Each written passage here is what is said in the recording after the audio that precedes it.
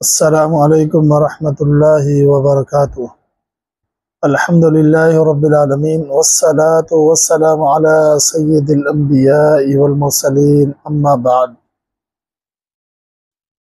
میرے بھائیوں، آپ کے سامنے آج میں ایک ایسی دعا بیان کرنے جا رہا ہوں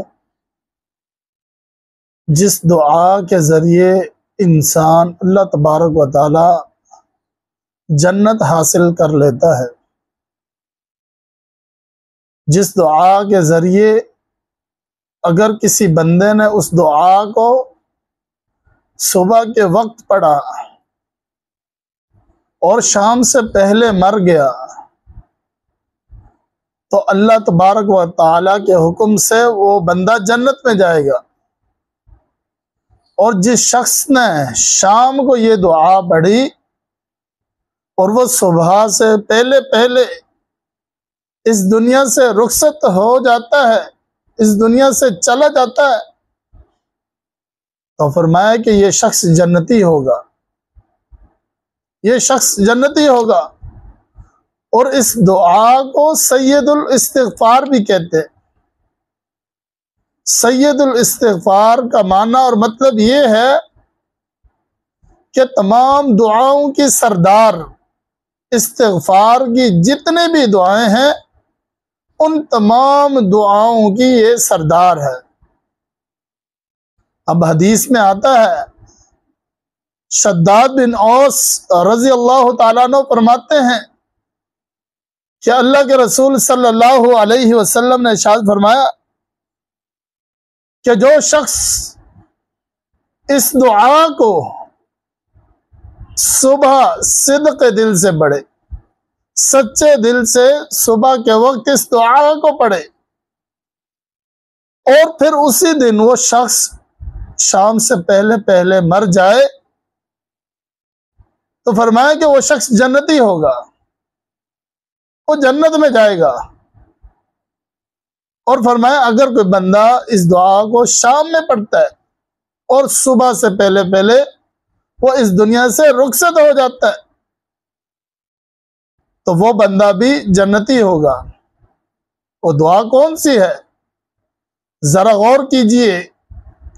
اللہم انت ربی لا الہ الا انت خلقتنی وانا عبدک وانا علی عہدک ووعدک ما استطعت اعوذ بک من شر ما صنعت ابوء لک بنعمتک علی وابوء بذنبی فاغفر لی فإنہ لا یغفر الذنوب الا انت۔ یہ دعا ہے جو بندہ صبح کے وقت پڑھتا ہے، شام سے پہلے مر گیا تو جنت میں، جو شام کو پڑھتا ہے صبح سے پہلے پہلے اس دنیا سے رخصت ہو جاتا ہے وہ جنت میں۔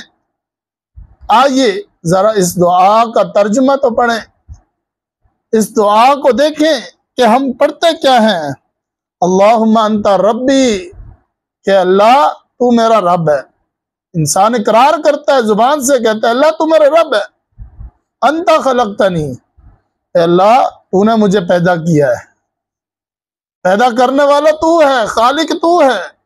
انت خلقتنی وانا عبدک، اور میں تیرا بندہ ہوں، تو میرا رب ہے، تو میرا خالق ہے، میں تیرا بندہ ہوں۔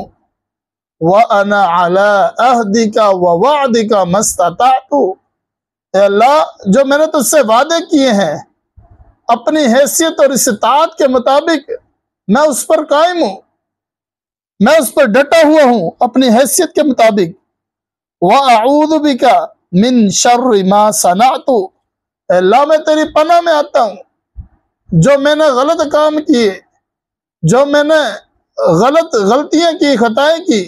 شر ما صنعت ابوء لک بنعمتک علی، اے اللہ جو تو نے مجھ پر انعام کیے، نعمتیں کی، میں اس کا اقرار کرتا ہوں، میں اقرار کرتا ہوں، اعتراف کرتا ہوں۔